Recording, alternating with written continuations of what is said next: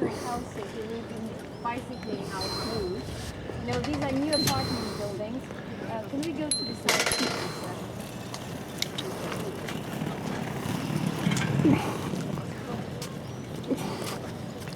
So these apartment buildings were recently built 2, 3, 5 years ago, and as you can see, there are no high-rise buildings, skyscrapers, not even in downtown of Helsinki, not in the suburbs of Helsinki, because it's such a small population of 5.4 million, and for such a vast country like Finland, because, you know, it is vast, no need for us to grow up to the sky, but we can just spread along the ground. May I ask you, what do you think, what's the predominant color here in Helsinki? Brown, white. I also would say green. Green.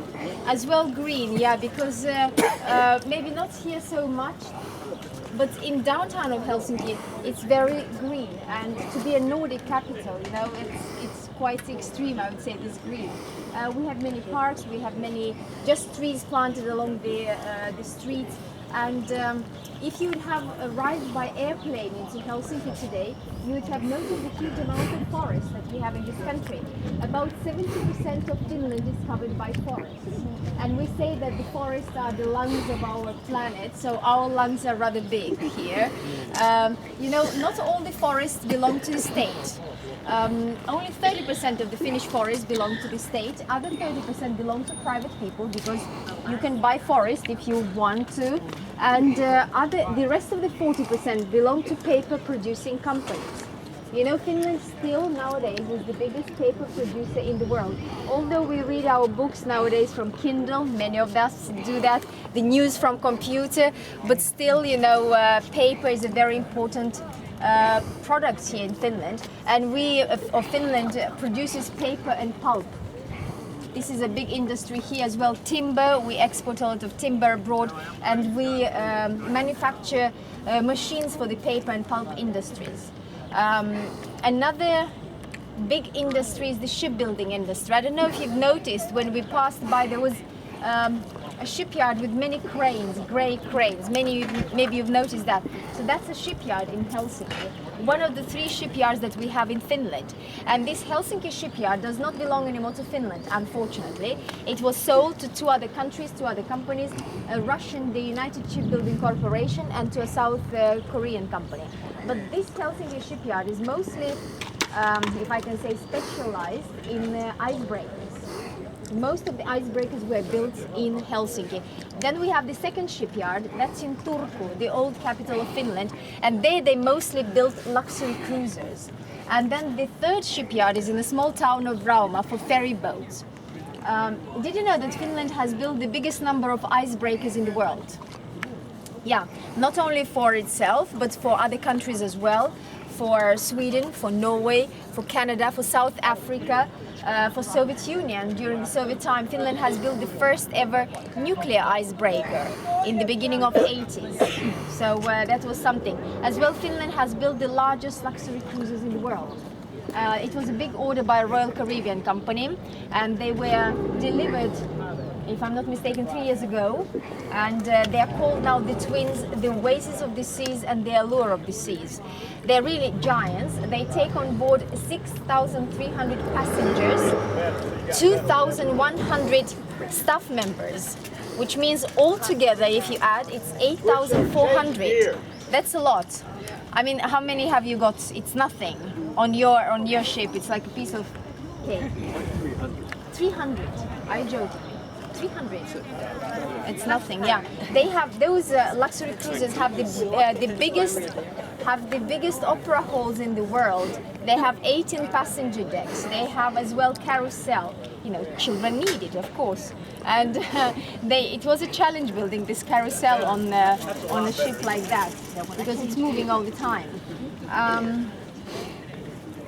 Another thing I wanted to tell you, you know, now it's a lovely time in Finland. it's summer, it's our summer. Maybe it's not as warm as you are used to have it at home. I can feel always a small breeze on my skin, always. So I've now and then think, should I put my jacket on and should I keep it off, or what should I do? But these are the Finnish summers, and I would say that the temperature can go up to maximum maybe 28 centigrade Celsius. If they're Americans, 82 Fahrenheit, that is. So that's good Finnish summer for us. And just recently, not long ago, on 21st of June, we have celebrated the midsummer. You know that? The summer solstice, the longest day and the shortest night. And living here in northern parts of Finland, you can feel that. You know, around this midsummer for about 5 weeks, let's say 2.5 weeks before and 2.5 weeks after that, the night here in Helsinki is very short, and it's not pitch black, pitch dark, you know, it's like twilight. And at midnight you can sit still outside and read a book.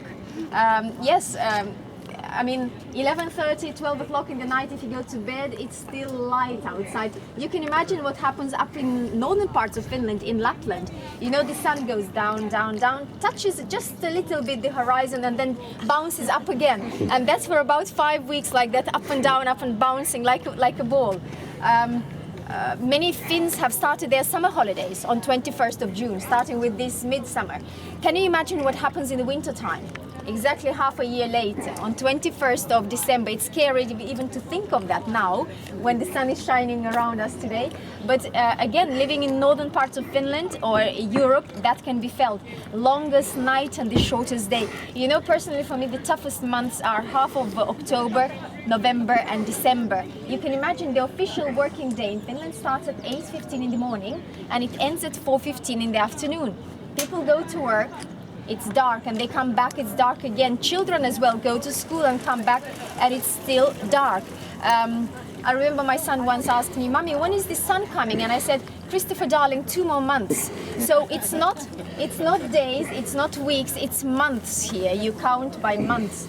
And that's the reason why we have to take the D vitamin, for example. You know, the mini sun. This morning I took my D vitamin and my calcium because they absorb well together, and that we take throughout our life here. So in the summertime as well, when the baby is born in Finland, already the mother has to give to the baby the D vitamin drops. And then when the child can swallow the pill, then they change to the pill. So it's a must here in Finland to avoid many bone diseases like osteoporosis. I would say it's a national disease here. Yes. I think now we continue.